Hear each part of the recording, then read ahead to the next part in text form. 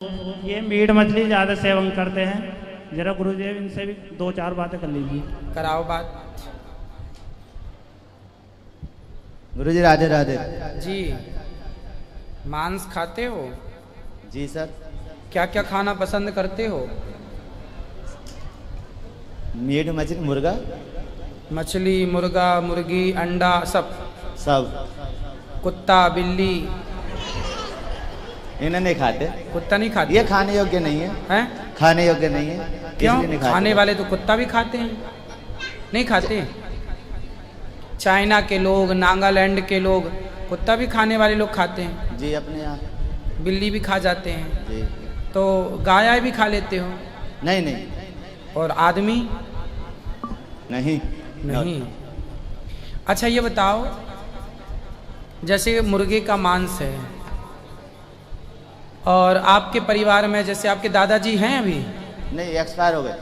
तो जैसे दादाजी जब मरे तो दादाजी के मांस में और मुर्गे के मांस में क्या अंतर है? यदि आप मांस खाते हैं तो दादाजी जब मरे होंगे तो आपने उनको पका के खाया कि जला दिया था? जब हम नहीं थे सर।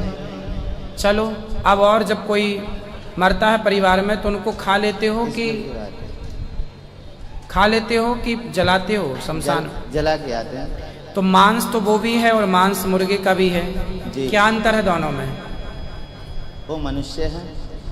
तो मनुष्य है तो आप मनुष्य को नहीं खाएंगे पर आप जानवरों को खा जाएंगे। छोड़ने के लिए मैंने बहुत कोशिश करी, नहीं हुई। इन्होंने भाभी ने मुझसे बताया और आपका नाम लिया तो मैंने नाम से नहीं जानता था, आपको यूट्यूब पे देखा था। और जब आप आज जो है हम आके देखा तो मैं कह रहा ये मैंने इनसे यूट्यूब पे देखा था इन्हें, गुरुजी को। अच्छा ये बताओ, किसी की हत्या कर देते हैं आप लोग अपने स्वाद के लिए? जी। सही है? रोम। भाई मांस कौन खाता है?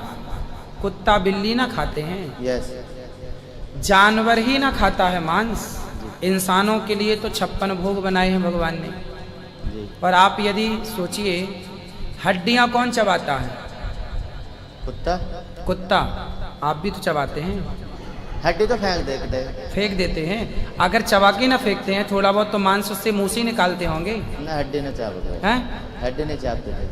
नहीं चापते? जी नहीं। तो मांस खा लेते हो? तो सही है मांस खाना?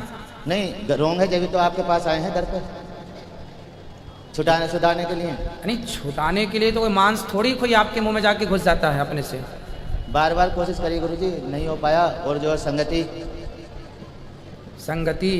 संगति से आखिर नुकसान किसका हो रहा है? हमारा ही हो रहा है। आपकी एक उंगली काट के आप क्या दे सकते हैं हमें? नहीं। क्यों? अपना अंग है। दर्द होता है, पीड़ा होती है? यस। तो आप जब मछली को खा जाते हैं, बेचारी तड़पती है, मुर्गा को मारते हैं, पंख नोचे जाते हैं, दर्द नहीं होता होगा? होता है, तड़पते हैं। क्यों खाते हैं फिर क्यों नहीं आपको दया आई उन जीवों पर? दया तो धर्म है ना भैया। चलो अब नहीं खाना। ओके। पक्का प्रॉमिस? यस। ठीक है। ये हमारी वाइफ आपसे कुछ कहना चाह रही है। गुरुजी राधे राधे। जी बताइए। गुरुजी मतलब इन्हें हर छोटी सी बात पे गुस्सा आ जाता है तो इनका थोड़ा गुस्सा शांत हो सकता है? किसको? मेरे हस्बैंड को। कहाँ है? ये जो मेरे हस्बैंड बोल रहे थे पहले। हस्बैंड नहीं है, पति हैं। हाँ पति बोल रहे थे मेरे। इन्हें कुछ मतलब गुस्सा जल्दी आ जाता है। अब देखो वो खाते ही ऐसा है जानवरों को। अच्छा। स्वाभाविक है कि जो आदमी खाएगा, किसी की हत्या करेगा, वो दयावान तो हो नहीं सकता। तो निर्दयी जो है भाई, जिसके अंदर दया नहीं होगी, मांस कौन खा सकता है? वही खा सकता है जिसके अंदर करुणा नहीं है, दया नहीं है। तो जिसके अंदर दया है ही नहीं जी, आप उससे दया की उम्मीद करना ये आपका ही बेकार है। दया की उम्मीद करना, दया होती तो वो मांस किसी की हत्या अपने स्वाद के लिए करती क्यों? समझो ना। हम तो चींटी भी नहीं मारते। दया है तब तो चींटी नहीं मारते। जी, दया मर जाएगी तो मारना शुरू कर देंगे सबको। जी, तो हम भारतीय हैं, दयावान हैं, जी, इसलिए ये जीवों पर दया करते हैं। अब उनके अंदर दया होती तो वो क्यों किसी की हत्या करके मुर्गा खाते, मछली खाते? जी। तो वो दया तो है ही नहीं, उनके अंदर मर चुकी है। इसलिए अब वो गुस्सा तो करेंगे। जिसके अंदर दया है नहीं वो तो क्रोधी होगा। जी। आप खाती हो मांस? अब नहीं खाएंगे। तो आप भी तो वैसे ही हो।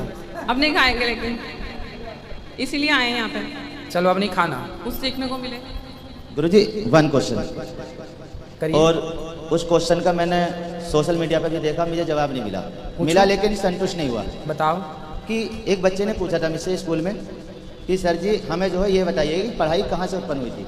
पढ़ाई कहाँ से उत्पन्न हुई? शिक्षा किसने उत्पन्न करी? हाँ, भगवान शिव की डमरू से सबसे पहले वर्णमाला प्रकट हुई। अयोण रिल ऋक, ये शिव जी की डमरू से अक्षर शिक्षा उत्पन्न हुई, शिव जी से। गुरुजी मैंने उन्हें जवाब दिया था कि शिव जी के डमरू से ही पैदा हुई थी, महेश्वरी सूत्रों से। हाँ हाँ वही है अयोण रिल ऋक। लेकिन वो रोंग बता रहे थे। कौन?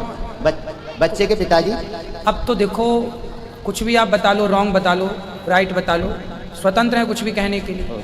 पर जो है वो तो यही है कि भगवान शिव की डमरू से ही माहेश्वर सूत्र बोलते हैं उन्हें। इति माहेश्वराणी सूत्रण्यादि ऐशा मंत्या इता अयोण रिलृक इत्यादि 14 सूत्र हैं। यस। ये सब निकले हैं भगवान शिव की डमरू से, जिन्हें पाणिनीय प्रवेशाय, पाणिनीय जी एक विद्वान हुए हैं, पाणिनीय जी ने इन सूत्रों को ले लिया और इनके अनुसार व्याकरण शास्त्र की रचना कर दी। इन 14 सूत्रों के अकॉर्डिंग ही सारी व्याकरण, सारा सिद्धांत तैयार हुआ। Thank you sir.